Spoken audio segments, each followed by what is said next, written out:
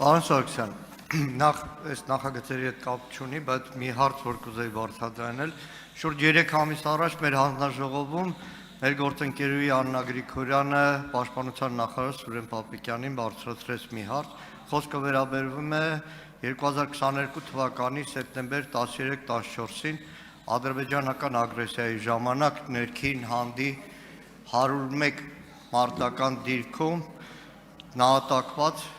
ձեռնարումբի պայթեցման նահատակված Ռոբերտ Գևորգյանին ըստ արժանավորին գնահատելու Պապիկյանը խոստացավ, որ կուսումնասիրեն հարցը եւ Տիկին Գրիգորյանին կամ ընտանիքին տեղեկություն կփոխանցեն, բայց մինչեւ հիմա որևէ տեղեկություն չեն փոխանցել այդ ընթացքում, եթե կարող եք բարձրաձայնեք եւ մեկ էլ ուղղակի շատ արագ մի բան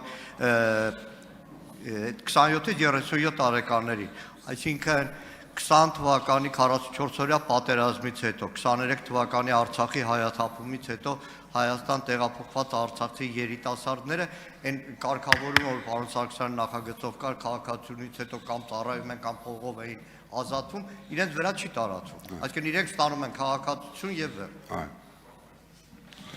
Շնորհակալություն։ Երկրորդ հարցի պատասխանը ձեր հարցում արդեն կար, բնականաբար այստեղ ձևակերպվելու է, որ սույն հոդվածի դրույթները չեն տարածվում 20 թվականի, 23 թվականի այդ ռազմական գործողությունների հետևանքով Լեռնային Ղարաբաղից բռնի տեղահանված անձանց վրա։ Բնականաբար խնդիրներ է ծագում։ Ինչ վերաբերում է ձեր նշած զոհված զինծառայողի վերաբերյալ Տիկին Աննա Գրիգորյանի բարձրացրած հարցին, իրականում մենք իրականացրել ենք ուսումնասիրություն, ուսումնասիրել ենք նաև հանձնաժողովում քննարկած արդյունքները, պարզվել է, որ տվյալ զինծառայողը արդեն իսկ ունի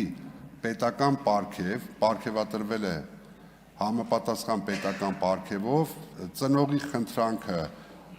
նորից ուսումնասիրել եւ ըստ արժանավույնի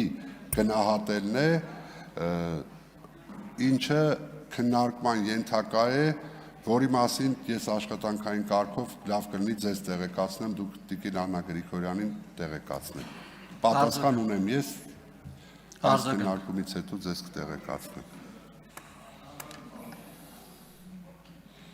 Շնորհակալ եմ պարոն Սարգսյան, այդ ժամանակ հանձնաժողովում էլ եղավ, խոսքը վերաբերում էր Արարության մեդալին, որ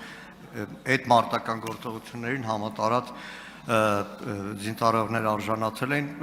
արդեն նիստից հետո հանձնաժողովում կխոսենք, բայց քանի որ կար ժամանակ ունեմ եւ խոսք բացվեց 2022 թվականի սեպտեմբեր 13-14-ի ռազմական գործողություններին, պատգամավորները կհիշեն, մենք ազգային ժողովի աշխատանքները էքստրեմալ կարգով ընդհատեցինք,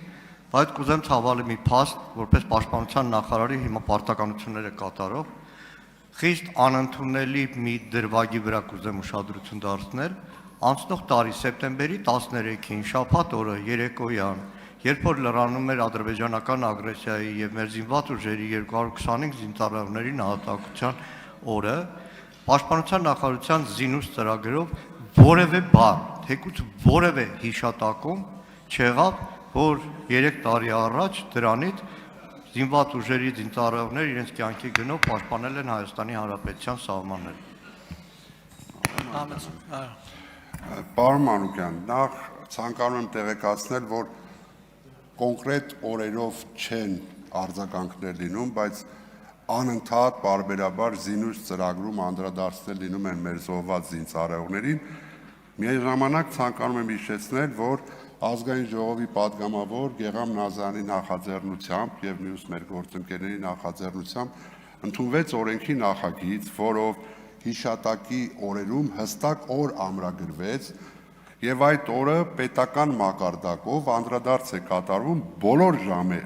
ժամանակներում զոհված մեր զինծառայողներին եւ առանձին օրերով անդրադարձ չկատարվելու վերաբերյալ կարծում եմ, որ մեղադրանքը այդքան էլ տեղին չէ, որտեղ անընդհատ տարիներ շարունակ տարբեր զինծառայողներ տարբեր օրերի զոհվել են։ Մեկ անգամ բնականաբար ագրեսիայի ավելի մեծ դրսևորմամբ, մյուս անգամ այսպես մեկ այլ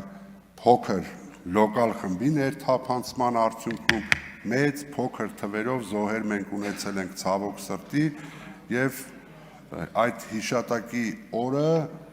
ազգովի պետական մակարդակով բոլորս հիշում եւ խոնարհվում ենք մեր զոհված զինծառայողների հիշատակի առջեւ։ Շնորհակալություն։ Գեգամ Նազարյան։ Շնորհակալություն։